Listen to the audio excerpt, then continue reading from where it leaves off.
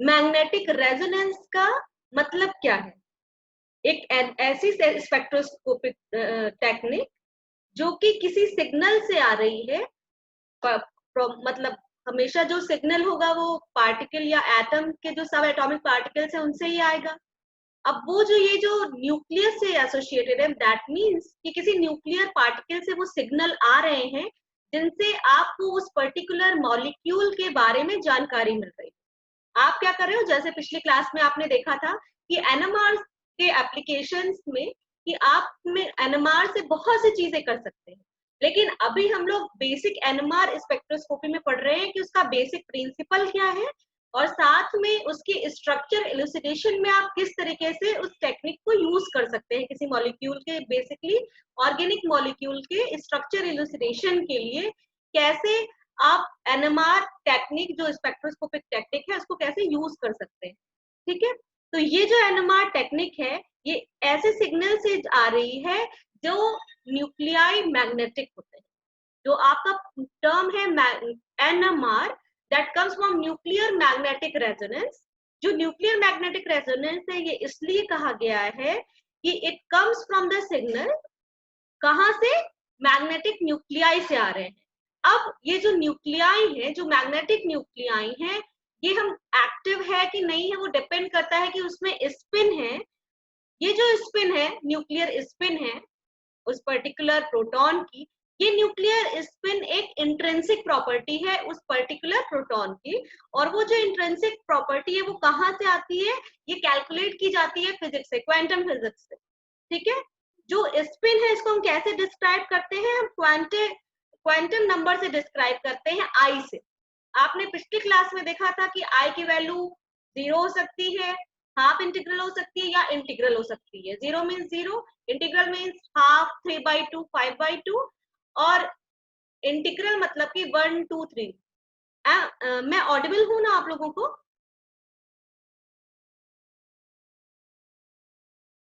Okay, तो half integral अगर है मतलब 1/2, 3/2, 5/2 और इंटीग्रल है मतलब 1, 2, 3 ऐसे करके। और इसकी वैल्यू किस पे डिपेंड करती है ये भी मैंने पिछले क्लास में बताया था कि जो न्यूक्लियॉन्स होते हैं मतलब प्रोटॉन और न्यूट्रॉन होते हैं, दोनों में एक पे चार्ज होता है, मतलब प्रोटॉन पे चार्ज होता है, न्यूट्रॉन पे चार्ज नहीं होता है। जबकि जो स्पिन की बात करेंगे तो स्पिन दोनों पे होता है, प्रोटॉन में भी होता है और न्यूट्रॉन में भी होता है।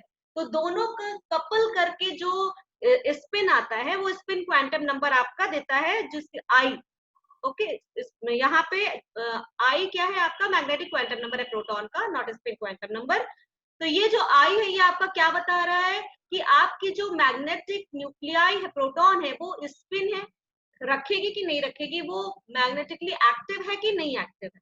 तो जो मॉलिक्यूल है, चाहे वो सिंपल हो चाहे वो कॉम्प्लेक्स हो, लेकिन वो कुछ सिग्नल देगा और वो मॉलिक्यूल सिग्नल देगा, तभी आप क्या कर पाओगे?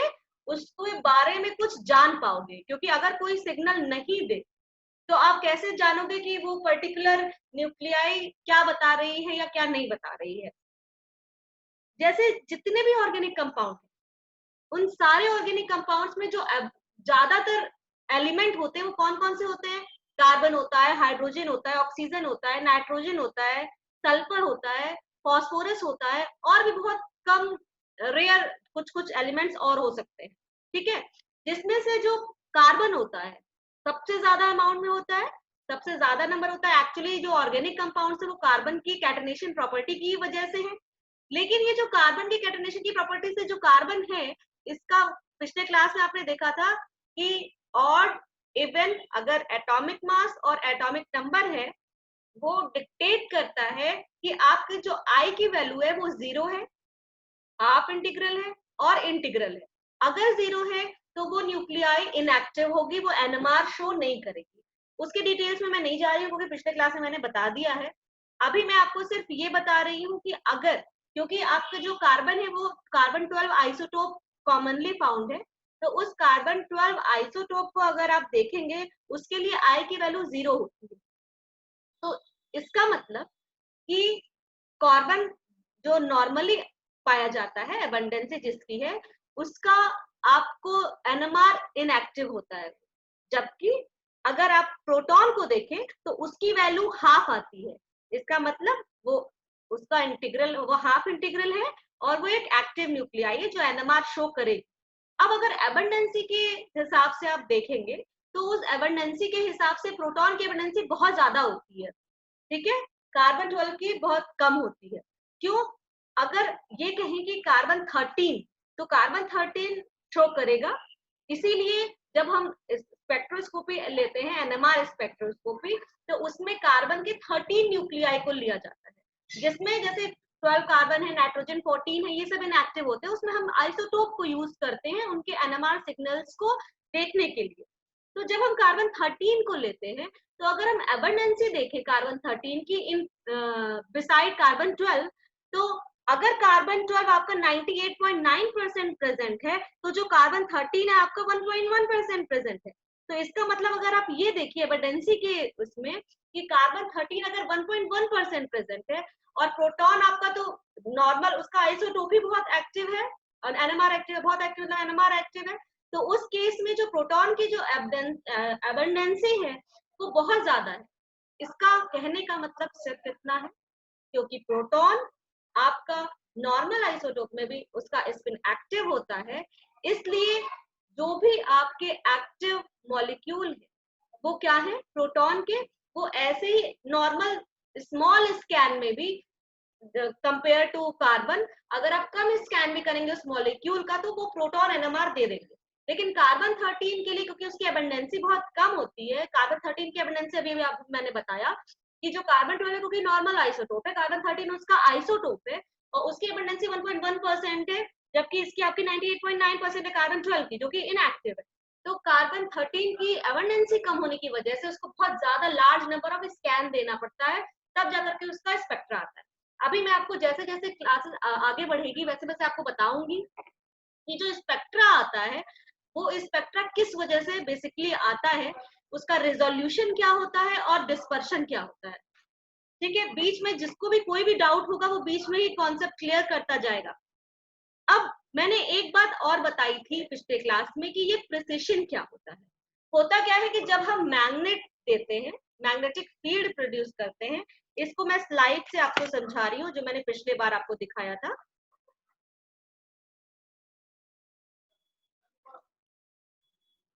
ये प्रिसिशन फ्रीक्वेंसी है, सबको दिख रही है slide? Yes ma'am. Okay, yes ma'am.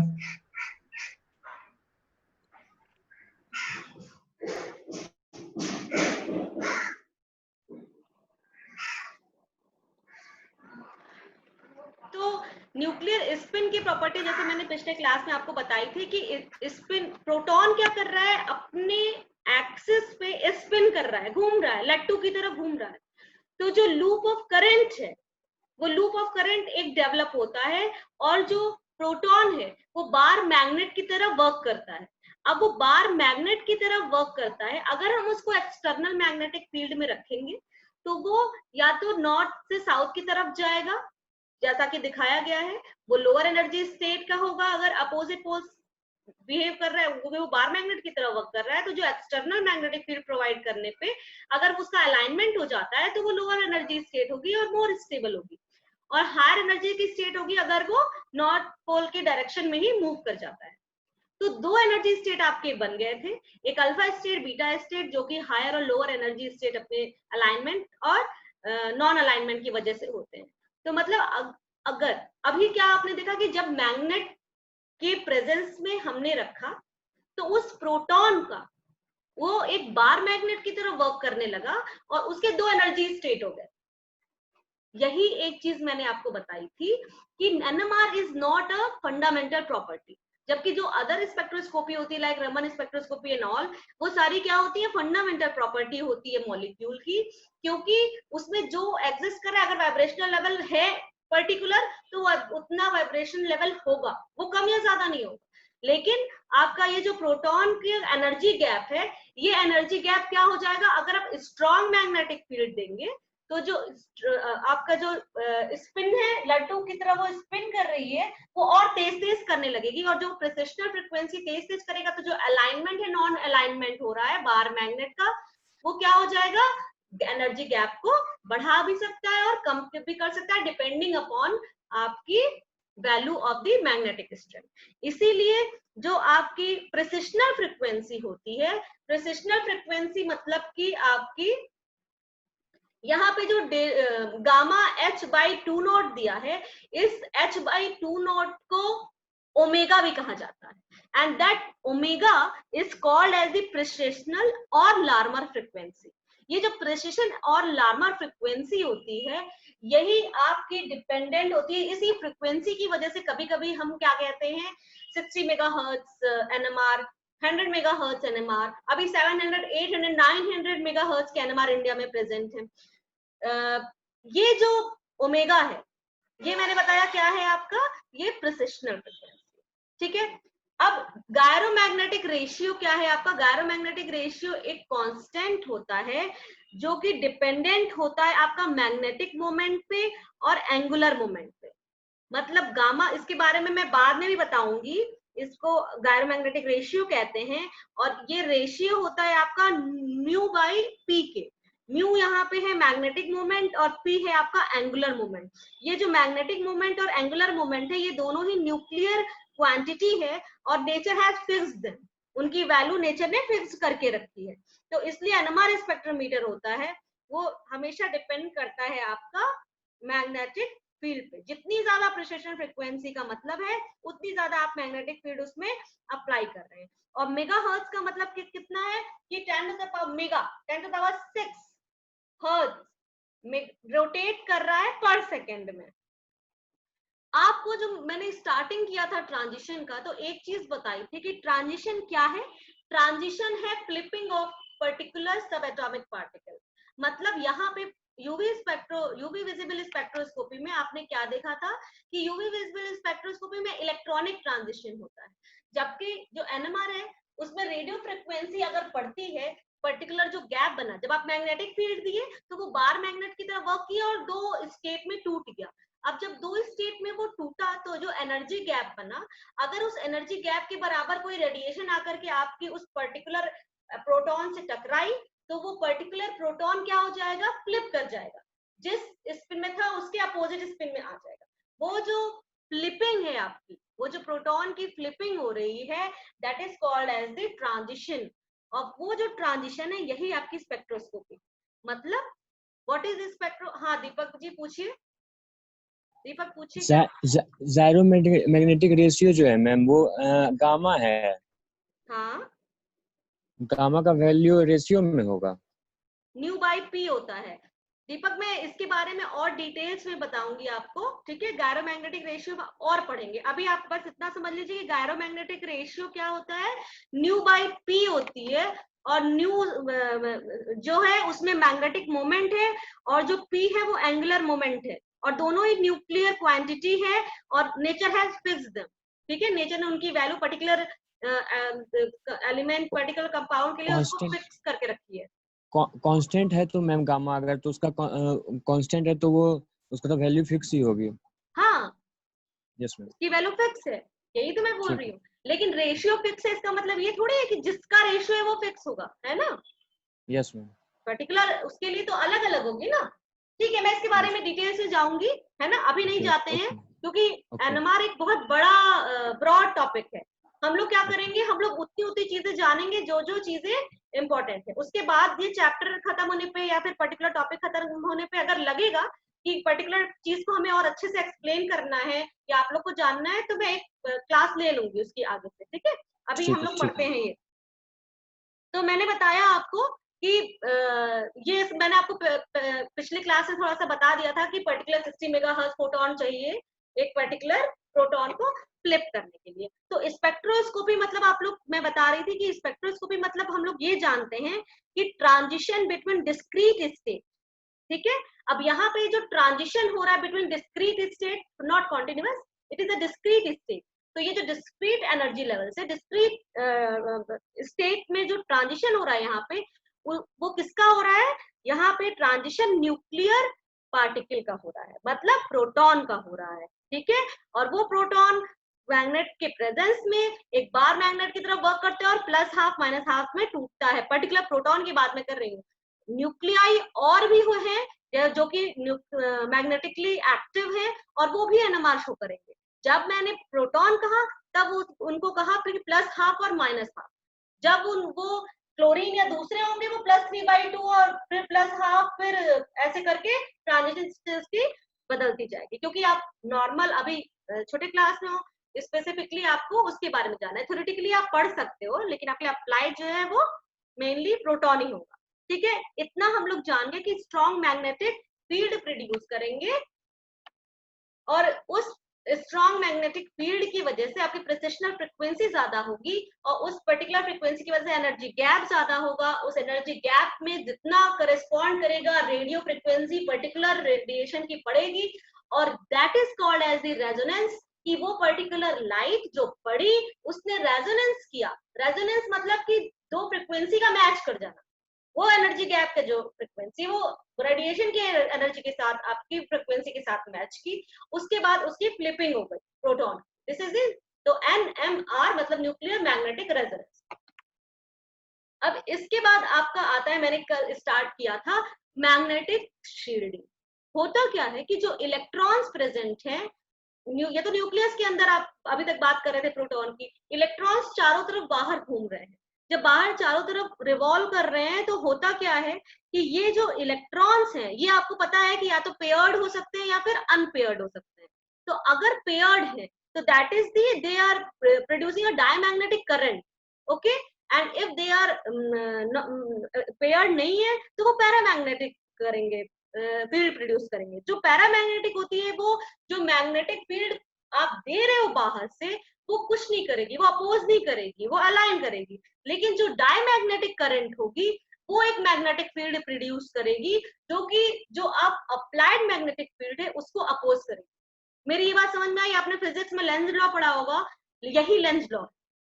ठीक है, अगर किसी को इस चीज में प्रॉब्लम है तो अभी आप पूछ लीजिए कि दो तरीके की करंट होती है, दो तरीके की शील्डिंग स्पेसिफिकली है। एक डायमैग्नेटिक मैंने आपको बोला, वो क्या है, जो पेयर्ड इलेक्ट्रॉन है वो क्या कर रहे हैं, जो मैग्नेटिक फील्ड प्रोड्यूस कर रहे हैं वो अप्लाइड मैग्नेटिक फील्ड को अपोज कर रही है, जिसकी वजह से जो मैग्नेटिक फील्ड हम दे रहे हैं उससे के कंपेयर में जो मैग्नेटिक फील्ड प्रोटॉन फील कर रहा है, क्योंकि वो न्यूक्लियस के अंदर है और इलेक्ट्रॉन उसके बाहर ही आ जाते हैं, तो उसको वो कम फील कर रहा है। ठीक है, लाइक ऐसे समझिए कि अगर आप फैमिली में हैं, अभी सब लोग फैमिली में ही हैं, तो बाहर से जो कुछ शॉक है वो आपके पेरेंट्स पहले एब्जॉर्ब करते हैं, उसके बाद आपको आप तक पहुंचती है। ठीक है, तो वो रेडिएशन जो बाहर की रेडिएशन है, खराब नेगेटिव एनर्जी है, वो पहले पेरेंट्स ले लिए और आप तक कम आने दिए। ठीक है, इसी तरीके से, या एक्चुअली ये एग्जैक्ट इसका एक्सप्लेनेशन इसमें नहीं हुआ क्योंकि ये जो इलेक्ट्रॉन्स हैं ये एक अलग एंटिटी है, सब एटॉमिक पार्टिकल है, और एक प्रोटॉन जो है वो सब एटॉमिक अलग सब एटॉमिक पार्टिकल है। बस ये है कि ये क्योंकि एक फैमिली की तरह इलेक्ट्रोस्टैटिक इंटरेक्शन में रहते हैं, तो जो अप्लाइड फील्ड हुई वो उस पर्टिकुलर प्रोटॉन को कम फील होगा, डायमैग्नेटिक मैग्नेटिक फील्ड जो अपोज कर रही है उसकी वजह से। अब एक चीज मैं बता दूं कि जितने भी प्रोटॉन सेम अमाउंट एनर्जी दे रहा है मैग्नेटिक फील्ड वो नहीं लेगा, ये तो आपको पता चल गया। ठीक है, अब जो सर्कुलेट कर रहे हैं मैग्नेटिक, हाँ किशन पूछिए।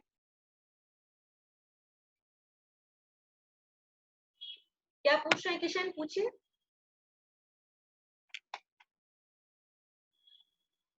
अनम्यूट करिए अपने को। अभिषेक पूछिए क्वेश्चन, क्या पूछ रहे हैं बेटा, क्या क्वेरी है?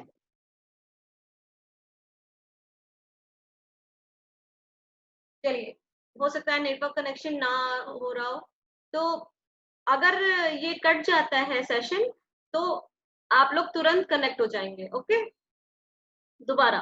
तो शील्डेड प्रोटॉन मतलब कि मैग्नेटिक फील्ड स्ट्रेंथ हमें इंक्रीज करनी पड़ेगी जो प्रोटॉन शील्डेड हो रहे हैं। ठीक है, आपने इनऑर्गेनिक में पढ़ा होगा इनर पेयर इफेक्ट या शील्डिंग कांस्टेंट पढ़ा होगा, शील्डिंग कांस्टेंट। तो जो शील्डिंग कांस्टेंट होता है वो भी इसी से मिलता जुलता होता है कि जो बाहर के इलेक्ट्रॉन्स है वो अंदर के इलेक्ट्रॉन्स को शील्ड करते हैं।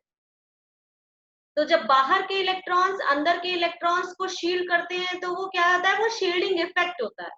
और यहाँ पे भी जो इलेक्ट्रॉन है वो एक शील्डिंग इफेक्ट दे रहे हैं। तो जो मैग्नेटिक फील्ड स्ट्रेंथ है वो हमें इंक्रीज करनी पड़ेगी शील्डेड प्रोटॉन्स के लिए, ताकि वो सेम फ्रिक्वेंसी पे फ्लिप कर पाए।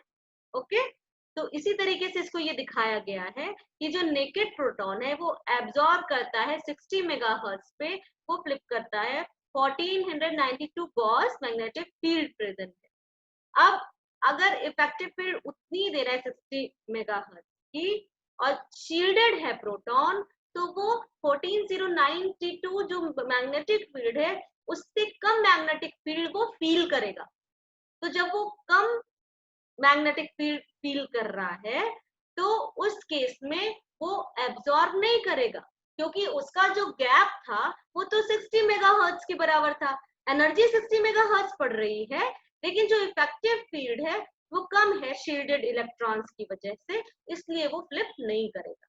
तो स्ट्रॉन्गर अप्लाइड फील्ड आप लोगे, उस केस में वो कंपनसेट कर जाएगा और वो फ्लिप कर जाएगा। अब प्रोटॉन एक मॉलिक्यूल में अपने केमिकल एनवायरनमेंट पे डिपेंड करता है। यही मैंने आपसे कहा था कि केमिकल इक्विवेलेंसी पढ़ के रहेंगे। ठीक है, किसने किसने केमिकल इक्विवेलेंट प्रोटॉन्स के बारे में पढ़ा है, उसके क्वेश्चंस देखा है? Raise your hands. Ravikant, very good. और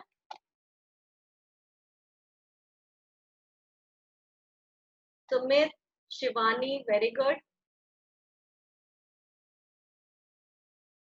ठीक है, तो हम लोग और आगे देखते हैं बीच बीच में। हाँ ऋषभ, गुड बेटा।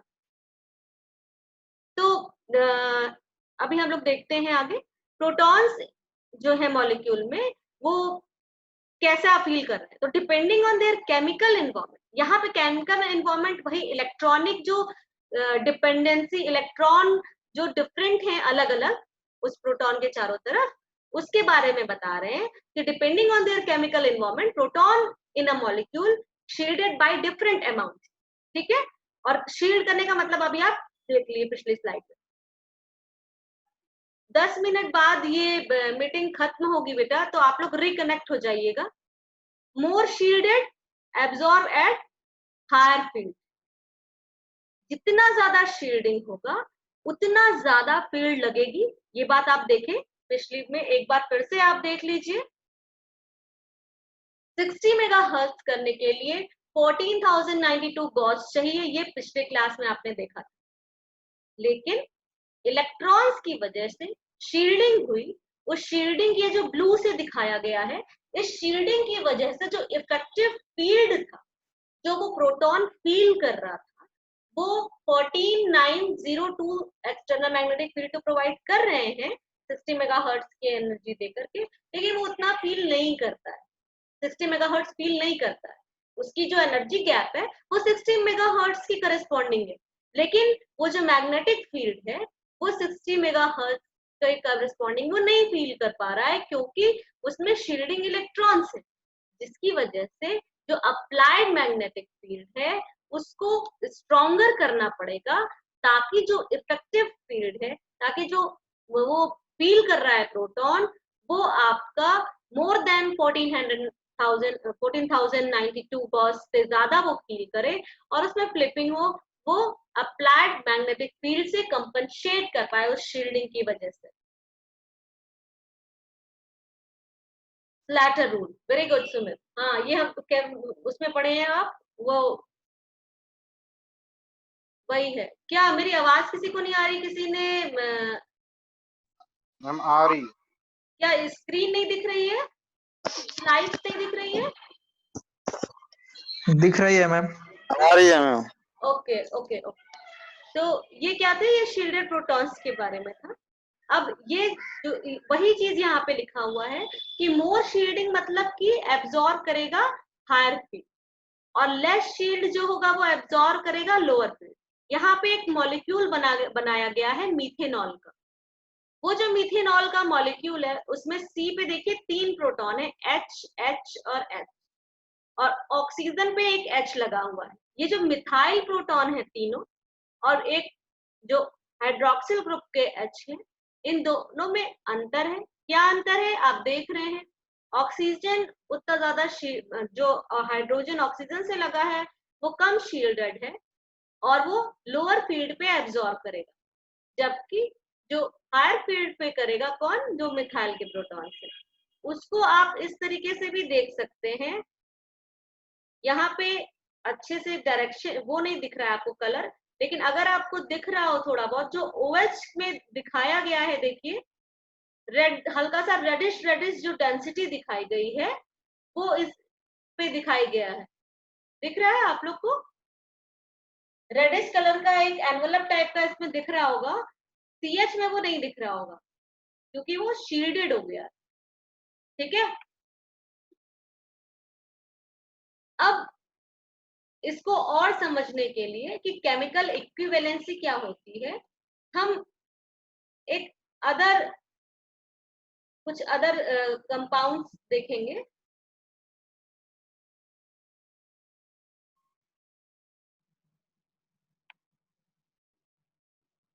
अब ये केमिकल इक्विवेलेंसी होती क्या है, दो न्यूक्लियाई अगर मॉलिक्यूल में हम कह रहे हैं केमिकली इक्विवेलेंट है, तो इसका मतलब है कि वो आइडेंटिकल केमिकल इन्वायरमेंट रखेंगे जिसकी वजह से उनकी केमिकल शिफ्ट सेम हो। अब ये केमिकल शिफ्ट क्या होती है, केमिकल शिफ्ट पहले देख लेते हैं, फिर हम लोग केमिकल इक्विवेलेंट को एक बार देखेंगे। केमिकल शिफ्ट देखने के लिए अभी जैसे बताया,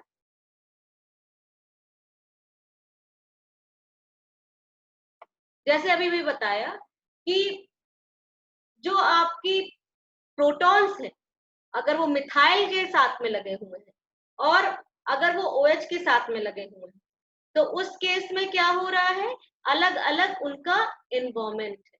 ठीक है ना, ये क्या है, ये किस वजह से है, मैग्नेटिक शील्डिंग की वजह से। कितने नंबर ऑफ सिग्नल होते हैं ये हम देखेंगे। पहले ये देख लीजिए कि ये क्या है, ये NMR का ग्राफ है, ये स्पेक्ट्रा है। ठीक है, यहाँ पे स्पेक्ट्रम है एक्चुअली, ये जो स्पेक्ट्रम है ये आपको मीथेनॉल का दिखा रहा है। मीथेनॉल जो अभी भी आपने देखा था कि मीथेनॉल के जो मिथाइल H हैं, वो मिथाइल H कहाँ पे आते हैं, मोर शील्डेड होने की वजह से वो हायर फील्ड में आते हैं। ये जो हायर फील्ड है ये आपको साफ साफ दिख रहा है, वो इस साइड में होता है, ये दिख रहा है, ये रेड कलर से जो मैं ये कर रही हूँ, ये दिख रहा है, एनोटेट कर रही हूँ इसको, इस पीक को। ये जो पीक पतली लंबी लंबी आती है, ये बड़ी फाइन पीक आती है, यूवी की तरह नहीं आती है, इसका रीजन मैंने आपको बता दिया था। अब ये जो लेस शील्डेड है OH का हाइड्रोजन, ये क्या है, ये डाउन फील्ड आ रहा है, जब फील्ड कम ही में है तभी आपका वो फ्लिपिंग आ जा रहा है, जबकि जो मोर शील्डेड है वो हायर फील्ड होते हैं। जो हायर फील्ड होती है वो इस जीरो की वजह से, अभी अभी मैं आपको एक स्लाइड पहले जो मैंने हटाया वो आपको फिर से बता दे रही हूँ। ये क्या है, ये भी मैंने जो सर्किल किया, ये TMS की पी। TMS मतलब होता है आपका टेट्रा मिथाइल साइलेन। जैसे जैसे एल्केन होते हैं ना, एल्केन, एल्केन मतलब कि मीथेन जैसे है। मीथेन एक सबसे छोटा एल्केन है जिसमें हाइड्रोजन 4 है जो कि कार्बन से डायरेक्टली अटैच्ड है। ठीक है, उसी तरीके से साइलेन होता है। कैटनेशन की प्रॉपर्टी क्या होती है सबको पता है ना, उसी तरीके से कुछ सिलिकॉन में भी कुछ थोड़ी बहुत ये प्रॉपर्टी होती है। तो जो साइलेन होता है उसमें साइलेन मतलब कि उस H को हटा करके CH3 ग्रुप लगा दिया गया। ये आपका कंपाउंड पहले, इसके पहले है।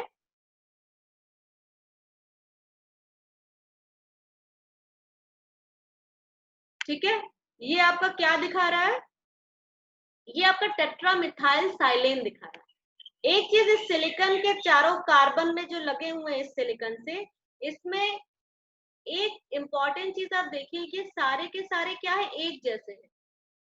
इसी को कहते हैं केमिकल इक्विवेलेंस। ये जो केमिकल इक्विवेलेंसी की बात कर रहे हैं और डिटेल्स में हम जाएंगे, पहले इससे थोड़ा सा संबंध लीजिए ताकि हमें केमिकल शिफ्ट हम लोग समझ सके। ये जो सिलिकॉन है, इस सिलिकॉन से 4 CH3 ग्रुप्स लगे हुए हैं। अब जो TMS ऐड किया गया है सैंपल में, हम लोग क्या करते हैं, हम जो सैंपल इसमें भी वैसे ही लेते हैं, मतलब जैसे यूवी स्पेक्ट्रोस्कोपी में हम सॉल्यूशन लेते थे, यहाँ पे भी हम वही करते हैं। हम क्या करते हैं कि जिस भी जो भी सॉल्वेंट में हमारा पर्टिकुलर कंपाउंड सॉल्युबल हो, उसको डिसॉल्व कर देते हैं। बस एक चीज यहाँ पे ध्यान रखते हैं कि जो सॉल्वेंट लेते हैं वो ड्यूट्रेटेड लेते हैं, ठीक है। अगर हम प्रोटॉन NMR कर रहे हैं तो हम प्रोटॉन NMR करने के लिए कोई भी ऐसा सॉल्वेंट नहीं लेंगे जिसमें प्रोटॉन हो। इसका रीजन कोई बता सकता है? मैंने अभी बोला कि अगर हम NMR सॉल्यूशन ले रहे हैं इंस्ट्रूमेंट से, तो उस इंस्ट्रूमेंट में हम जो सॉल्यूशन रख रहे हैं, वो जो सॉल्वेंट होगा उसका वो ड्यूट्रेटेड होगा। क्यों ड्यूट्रेटेड होगा?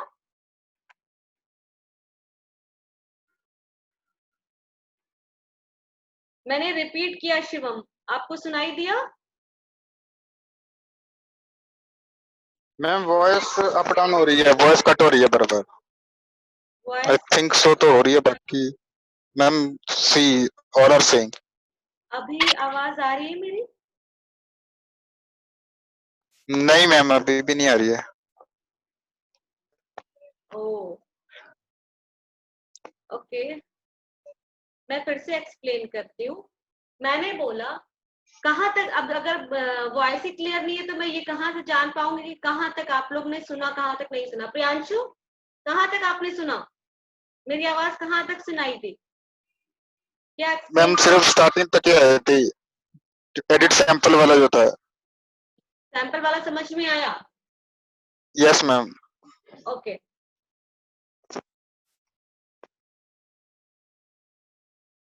ठीक है। तो मैं बता रही थी कि जैसे यूवी विजिबल स्पेक्ट्रोस्कोपी में आप लोग ऐसा करिए, मैं फिर से डिस्कनेक्ट करके और फिर से कनेक्ट करती हूँ, ठीक है? आप लोग फिर से रीजॉइन करिए। Okay ma'am.